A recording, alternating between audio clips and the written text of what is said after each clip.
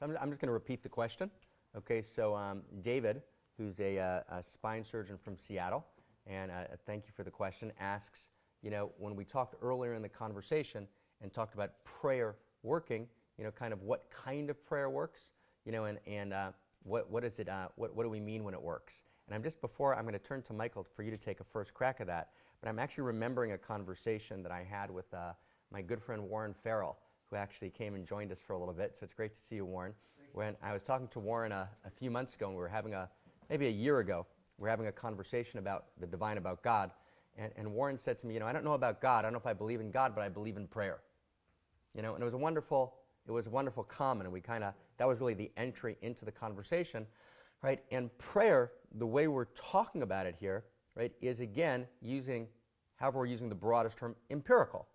So we're not talking about a dogma of prayer, right? We're talking about prayer that works because we can check it, And so, Michael, why don't you just take a first entry into prayer? Well, at the very, very basis of this, the Star of David, it's because it's, boy, this is abstract.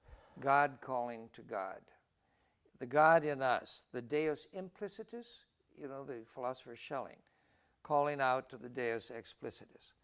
That which is immanent, calling to the transcendent. The problem is that when we pray as multidimensional creatures. So what part of you is praying? Aurobindo liked to talk about the psychic being, the deepest core that goes from life to life. And when it prays, it knows how to go to God. But when I'm vain and I want to pray for a Mercedes-Benz, and I pray like mad, and maybe I have a siddhi of some type. I unleash, and it lands up at the Mercedes dealer in North Marin. These things happen. And now you could call that prayer, right? But it's a primitive motion. So we have to look at what kind of prayer, from what part of our being are we making a call. You got to be careful what you pray for, because you might get it. There are a million Sufi stories about this. So the primal act is the divine in us, calling the divine in the implicitous, calling the explicitous. And to quote William James, when this happens, real work gets done. Right. Real work gets done. But, as Ramakrishna likes to say, you've prayed all day to see God, it doesn't work. But if you said that about, pray to get rich in one day, or pray to find the woman of your dreams, give me a break. In that sense, we're all lightweights in prayer. It's learned to pray, is to call to God again and again and again, and again and again, year after year. It's athletic. It's very athletic. And now, along the way, graces are given. That's the odd thing. Now here's where it gets tricky. Graces are given from high and low levels. Right. Really. So you need discrimination. So you need to pray wholeheartedly and with discrimination. Right. I've had to learn that one. Boy. I've gotten too many of my prayers answered, and I've had to learn some wow. Well, Chaim. It's I'm gonna pick up on that. For a second, just to pick up on prayer. Just to pick up on prayer now, just in a couple of ways, and just to just share a little bit. I want to talk about it just for a second, theoretically, and then kind of more personally. But when you think about it, if you really get the idea that we're part of, and you can feel an idea that we're part of a kind of seamless coat that's all interconnected, and you really get that there's a kind of great system that has depth, not just a system of its. So prayer is kind of like, of course, right? Nothing else actually makes sense. It is the system speaking to the system, spirit speaking to spirit, God speaking to God, right? It's merely rippling communication, right, in the system itself.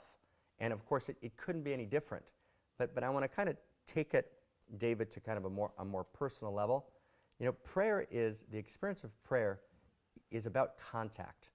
And I remember, about 7 years ago, when I had gone through a kind of particular personal tragedy, and I was sitting in Salt Lake City, and I was in my apartment, and I was kind of off the radar screen, and I would open the book of Psalms, and I would, every night for months, would just read Psalms, just crying my eyes out. And I would just read David and Psalms, and I mean, there's no other way to say it, but you could feel in the room, as sure as I'm kind of touching Michael's sweater, just the kind of palpable presence of reality, of spirit, of reality's personal face. It wasn't a dogma. It was just utterly, real. And it was, in some deep sense, the most intimate moments of my life. Both kind of radically painful, but just like radically, intimate. And when you step into prayer, not the kind of, dogmatic prayer, not the cosmic vending machine, but when you step in and actually just have that conversation, it's the most kind of, how can I say it, radically seductive thing I can describe. You almost don't want to do anything else, right? I want to kind of move it just to kind of move it a little bit, but just to kind of feel into just the seductive nature of it in the best sense of it. You're in, and who else would you rather talk to? And there were years where I prayed a very little bit because I just didn't want to get seduced in, right? There's just nothing else I would have wanted to do. So I kind of got very in action, and then, I'm now coming back to it. But when you actually kind of just find that place in yourself that is clear, and sometimes it takes, broken to be clear. So you find the place that's just kind of broken, that's not in control, that can't make it happen, that can't put it together. And you come with really kind of just the raw nakedness of it. So then something opens up, which is empirical, right, in that sense. Yeah, last thing. Is it always a physical, verbal type of event? Many ways to pray, right? There's a verbal way to pray.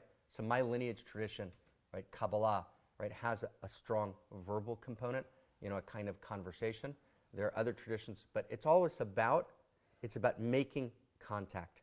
And it's about this wild and, what, let's just take 1 minute now. Just take 1 minute and just see if I can just for 1 minute, everyone just got 1 minute? We'll just do a 30-second meditation. Okay, just a 30-second meditation. So we'll just shut our eyes for a second and see if we can just kind of find, just for 1 second, that kind of quality of, personal spirit that's here right now. And see if we can find it. So imagine for a second, and we say that God's a figment of our imagination, but our imagination's a figment of God. So imagination is good.